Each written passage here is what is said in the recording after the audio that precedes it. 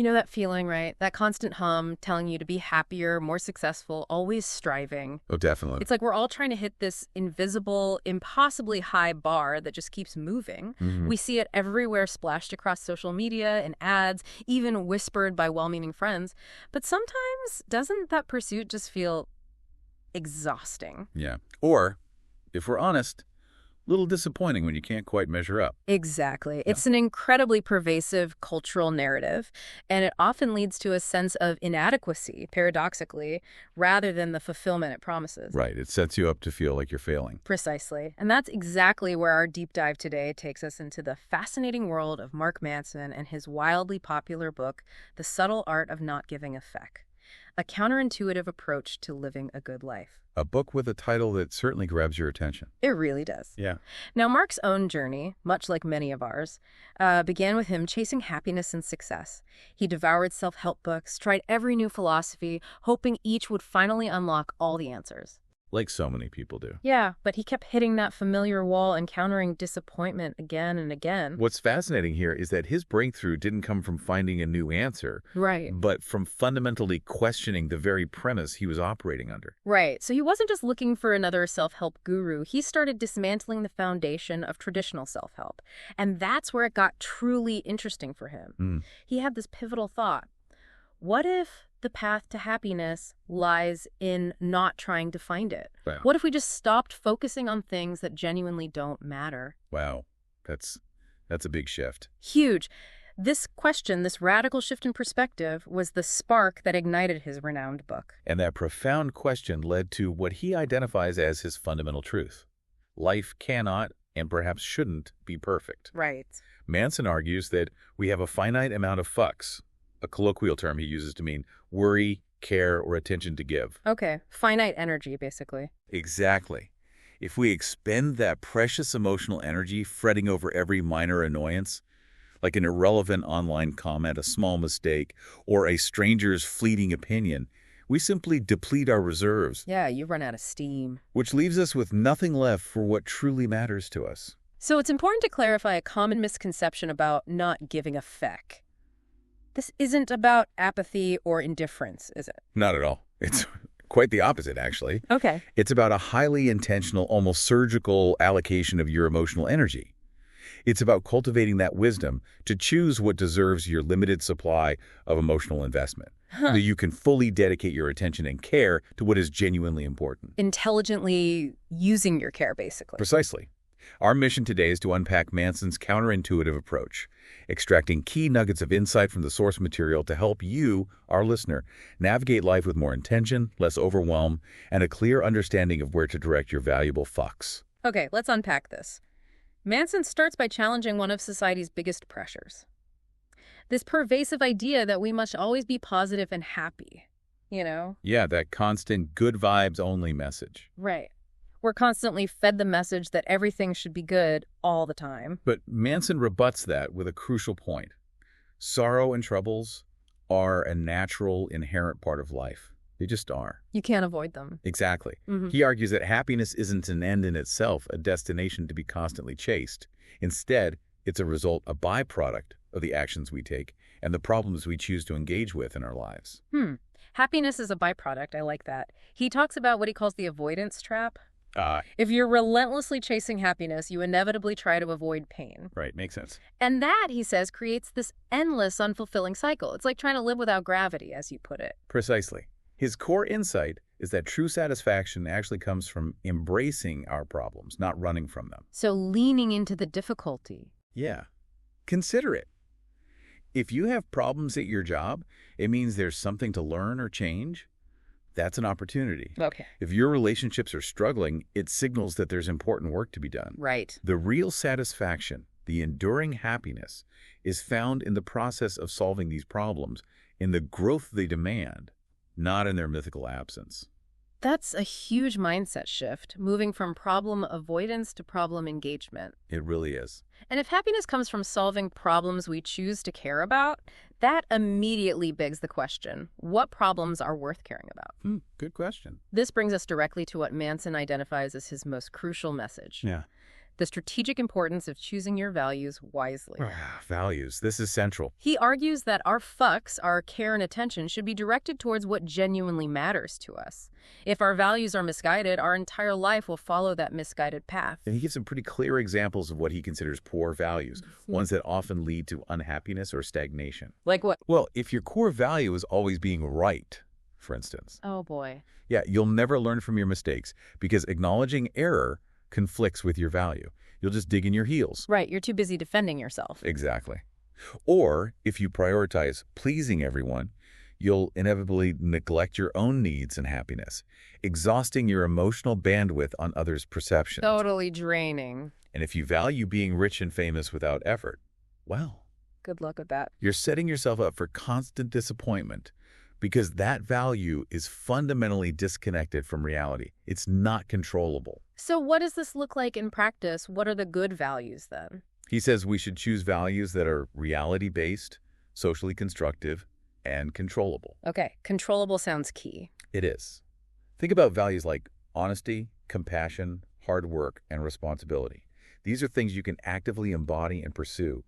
Regardless of external circumstances, you control the effort. Right. They depend on you, not on what other people do or think. Precisely. The impact of choosing the right values is profound because it shifts where you strategically invest your emotional energy. Oh. When your values are sound, your worries align with productive things. You'll care about being honest, for example, rather than spending emotional fucks, worrying about whether others might criticize you, or whether you're always seen as right. So you stop wasting energy on the wrong things. It redirects your internal compass, basically. Okay, another powerful concept he introduces is taking responsibility, even if it's not your fault. Ooh, this one's big, and sometimes hard to swallow. Yeah, it sounds tricky. He emphasizes that we are always responsible for our reactions and our choices, regardless of what happens to us. He talks quite a bit about the victim mentality, which isn't just about, blaming others overtly. Right. It's about a subtle abdication of personal agency. It's easy to fall into, it's the economy, my boss is unfair, I just have bad luck. Yeah, we've all been there. But by continually externalizing responsibility, Manson argues we inadvertently surrender our power to respond and adapt, effectively locking ourselves into the very circumstances we lament. It's a massive drain on our finite fucks. That's a powerful distinction. He clarifies that taking responsibility isn't about taking blame. It's about recognizing that you have the power of choice and how you react to a situation. Exactly. It's about agency. Let's say you lose a job. You can expend your fucks, blaming the economy or your former boss, or you can take responsibility for finding a new job and improving your skills, directing that energy towards action. One path leaves you stuck, the other moves you forward. Right. And that, he argues, is where true empowerment lies. When you take responsibility, you gain control over your life, rather than feeling controlled by external forces. It's about owning your agency and deciding where to direct your emotional investment, taking the reins back. Okay, this next point from Manson often feels like a punch to the gut for many, but it's foundational to his message, and he argues it's incredibly liberating. You are not special. Huh? Yeah, that one definitely ruffles some feathers. I bet. Most people, he says, believe they are extraordinary, destined for something exceptional. And this belief is constantly amplified by media and social media, right? Which showcase outliers and highlight successes, distorting our perception of what's normal. Totally. We're bombarded with highlight reels, making average feel like a failure. And the consequence of this belief, primarily, it generates immense disappointment and anxiety. Yeah. How so? Well, you're always waiting for something amazing to happen or perpetually feeling like you're falling short of some grand, self-imposed destiny. It's exhausting. Yeah, that sounds stressful. Manson's point is that most of us are, by definition, average, and there is absolutely nothing wrong with that. Okay. In fact, accepting this seemingly harsh truth is incredibly liberating because it frees up a massive amount of fucks. How does it free them up? When we accept that we are not inherently special or entitled to exceptional outcomes, we stop performing and start genuinely working on things that truly matter. Rather than just on appearances or fulfilling some unrealistic ideal. So you focus on substance over style. Pretty much. This acceptance allows us to acknowledge our mistakes without shame, learn from them, fosters genuine humility, and helps us value deep, authentic relationships over superficial status. It lets you just be. That actually does sound quite liberating when you put it that way. Okay, so if we're embracing problems and taking responsibility, it stands to reason that the path won't always be comfortable. In fact, Manson argues it shouldn't be. Right. He makes a compelling case for why pain and suffering are not just inevitable, but necessary. Necessary. That's the key word. He constantly emphasizes that we shouldn't avoid sorrow and pain because they are crucial for our growth. A life without pain, he argues, means no new learning and no self-challenge. You stagnate. Okay. Pain functions as a vital signal that something is wrong and needs to be addressed. It's a compass pointing towards necessary change. Can you give an example? Sure. For instance, chronic pain in relationships indicates a need to strategically apply your fucks to work on them, or maybe change them. Right. Persistent difficulty in work signals a need for more effort, or maybe a different approach. Tells you something needs attention. So pain is like feedback. Exactly. Important feedback. And his takeaway here is clear. Enduring sorrow and pain doesn't break us. It actually makes us stronger and more resilient. It's through navigating that discomfort and choosing to engage with it rather than avoid it that we truly build character. Which connects back to embracing problems. Precisely. This brings us to another critical point, learning from failure. Ah, yes. Failure. Another thing we tend to avoid. Definitely. Manson posits that failure isn't just an obstacle. It's the very pathway to growth. We undeniably learn the most profound lessons from our mistakes if we allow ourselves to. If we actually look at them, yeah. Right. He stresses that fearing failure prevents us from trying new things, which in turn stops us from progressing in life. It keeps you stuck. It's a self-imposed limitation, often driven by the misguided value of always being right or needing to feel special. If you care too much about not failing, you'll never actually do anything new or risky. You play it too safe. Exactly. He also encourages us to continuously challenge our assumptions. What we believe to be true might actually be wrong. That requires humility. A lot of it. Acknowledging that we can be wrong, that our current understanding might be incomplete, makes us truly ready to seek truth and genuinely learn, rather than simply confirming existing biases. Be open to being wrong. Okay. Finally, Manson delves into a profound and perhaps initially unsettling concept: the acceptance of death. Yeah, this one's deep. Maybe a bit dark for some, but really important in his framework. Why is accepting death important? How does that connect to not giving a fuck? He argues that understanding our limited lifespan is crucial because it prevents us from wasting our finite time and our precious fucks on things that don't truly matter. Ah, the ultimate scarcity principle. Time. Exactly.